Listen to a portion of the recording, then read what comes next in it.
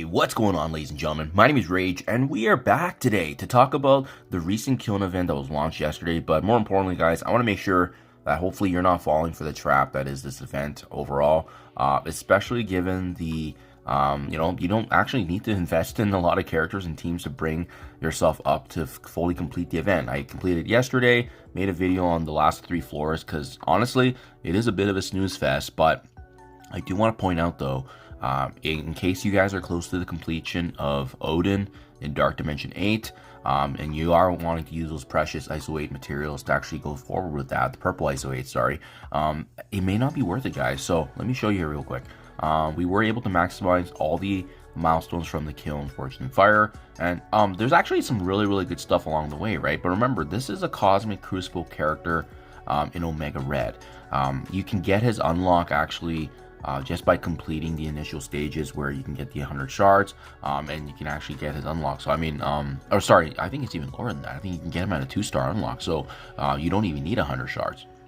But some big milestones that I do want to point out though, at the very end here, you know, it's kind of where all the meat and potatoes are if you are going to be pushing all the way for him. You know, in terms of shards, there's actually 12.2 million gold sitting at milestone 19.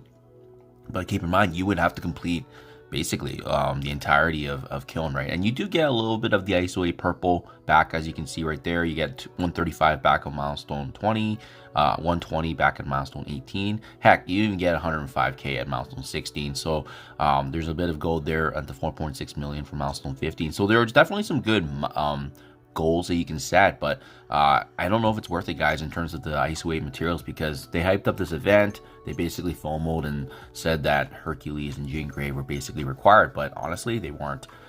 You could have probably gotten it done with a lot of the OG X-Men Avenger characters, characters like Storm, characters like Beast. As you can see, I didn't bring them all the way to Gear Tier 19 because that was kind of my fear, right?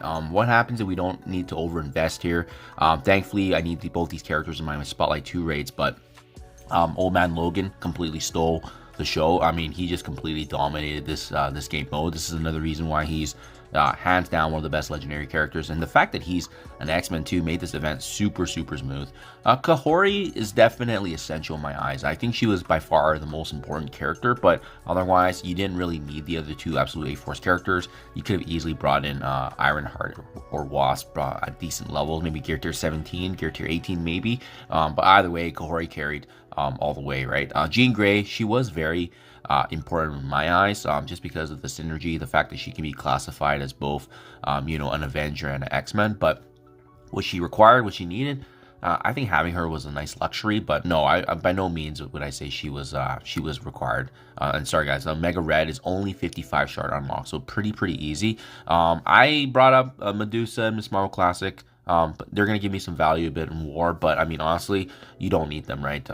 Yeah, basically these 8 characters is what got the job done, and there were a couple of modes that you just had to be careful on, but nothing crazy, nothing out of the normal in terms of what we would expect from difficulty wise.